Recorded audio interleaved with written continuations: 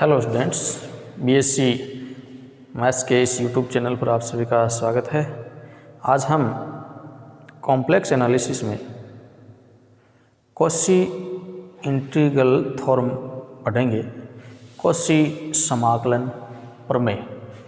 तो एग्ज़ाम में ये ज़्यादातर पूछ जाती है कि स्टेट एंड प्रूव कॉची समाकलन प्रमेय। तो इस कॉची समाकलन प्रमेय को आपको याद भी करना है और इसका कथन है वो भी आप याद रखेंगे। कॉची समाकलन प्रमेय, कॉची समाकल प्रमेय। तो कॉची समाकल प्रमेय देखिए क्या होती है।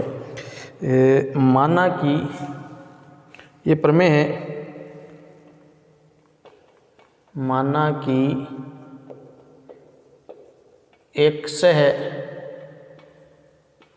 संबंध प्रदेश, एक सह संबंध प्रदेश G में f ऑफ z, G में f ऑफ z विश्लेषिक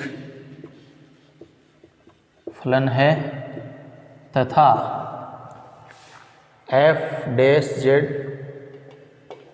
संतत है, f डैश z संतत है यदि G में C एक, यदि G में C एक समवृत्त कंटूर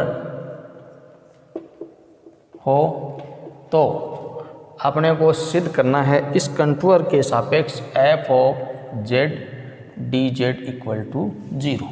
ये प्रमेय है। इसमें एक सह संबंध प्रदेश, संबंध प्रदेश देखिए क्या होता है। संबंध प्रदेश वो होता है एक प्रदेश यानी एक क्षेत्र, इसके अगर हम किन्हीं भी दो बिंदु के बीच में कोई वक्र खींचें या कोई लाइन खींचें या दोनों बिंदुओं को अगर हम जोड़ें तो इस प्रदेश के अंदर ही हो, उसको हम संबंध प्रदेश कहते हैं, कनेक्टेड रीजन। और एक सह संबंध प्रदेश, सिंपली कनेक्टेड रीजन वो होता है अगर हम इस रीजन को किसी एक बिंदु पर संकुचित कर सकें। जो वक्र है इनको हम संकुचित करते हुए एक बिंदु पर संकुचित कर दें तो वो कनेक्टेड रीजन है। और वैश्लेषिक फलन है, यानी वैश्लेषिक का मतलब ये प्रत्येक बिंदु पर अवकलनीय है। और G में एक समवृत्त कंटूर है, ये समवृत्त कंटूर यानी एक बंद परिपथ है और समान आवर्ती वाले बिंदुओं के बीच में ये एक परिपथ, ये पथ बनाया गया है। ठीक है ना। तो देखिए प्रूफ करते हैं इसको।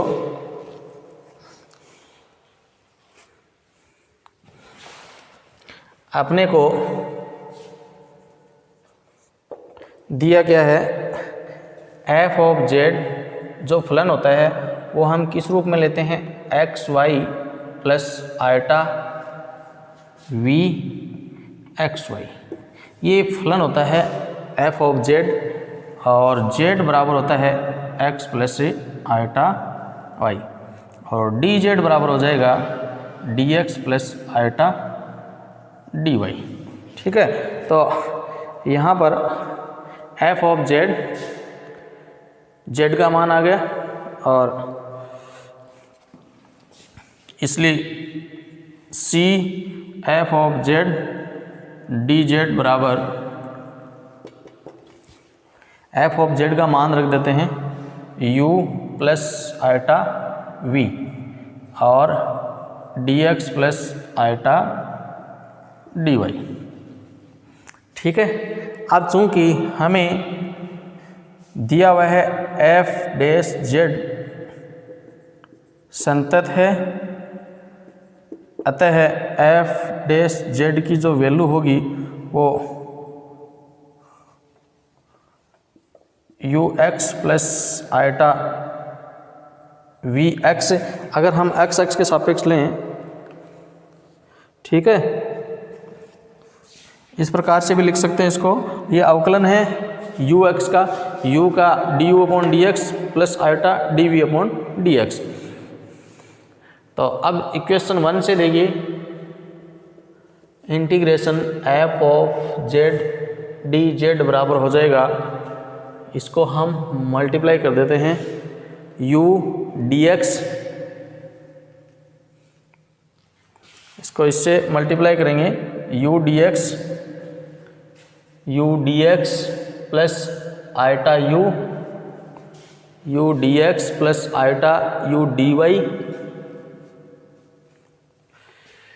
Plus eta v dx eta square minus v dy, eta square का मान रख दिया, या contour integration u dx minus का v dy, ठीक है, प्लस आयटा कॉमन ले लिया u dy प्लस का v dx। ये दो इंटीग्रेशन हो गए हमारे पास, तो इसको ऐसे लिख देते हैं integration u dx minus v dy plus eta u dy plus v dx, ठीक है। अब ये जो कॉन्टूर इंटीग्रेशन है बंद पथ के अनुदिश एक प्रमेय होती है ग्रीन प्रमेय। ग्रीन प्रमेय से क्या होता है, अगर कोई पथ के अनुदिश p dx plus q dy इसका हम समाकलन करते हैं तो ये double integration dp upon dq upon dx minus dp upon dy del x dy dx, ये एक ग्रीन प्रमेय होती है, आपको याद हो तो फर्स्ट ईयर में पढ़ा होगा, ठीक है ना। अब ये I1 देखते हैं, फिर I2 देखते हैं, ये 2 नंबर इक्वेशन है। तो I1 में देखिए, I1 में समाकलन u dx minus v dy equal to double integration q, इसमें q कौन सा है, v है, तो q आ गया माइनस का del v upon dx minus p है u तो du अपॉन dy, ठीक है, इंटू dx से dy। अब यहाँ पर हम कॉची-रीमान समीकरण का प्रयोग करेंगे। अब चूँकि हम जानते हैं कॉची-रीमान समीकरण क्या होती है, कॉची-रीमान समीकरण u का x के सापेक्ष तो v का y के सापेक्ष, या u का y के सापेक्ष तो माइनस का v का x के सापेक्ष बराबर होता है। तो यहाँ हम u को भी इसकी वैल्यू हम ये रख देते हैं, तो इसका इंटीग्रेशन क्या हो जाएगा, देखिए आगे I1 में double integration minus del v upon dx plus del v upon dx equal to dx से dy, कितना मान आया 0, दोनों कैंसिल हो जाएंगे, 0 मान हमें प्राप्त होगा, ठीक है, क्योंकि इसका मान हमने माइनस में रखा तो माइनस माइनस प्लस हो गया, ये 0 हमें प्राप्त हुआ। सेकंड I3 में और देखिए, सॉरी I2 में हमें इंटीग्रेशन दिया हुआ है u dy plus v dx, तो इसके बराबर क्या हो जाएगा, डबल इंटीग्रेशन p है p dx, इसको थोड़ा dx वाला पहले लिख देते हैं, v dx प्लस का u dy, ठीक है, v dx प्लस का u dy। तो इसमें भी मान रख देते हैं, p कितना है, p किस गए v है, तो del u upon del x minus del v upon del y dx से dy, डबल इंटीग्रेशन u का v के सापेक्ष देखिए, del u upon del x, या इसका मान del v upon del y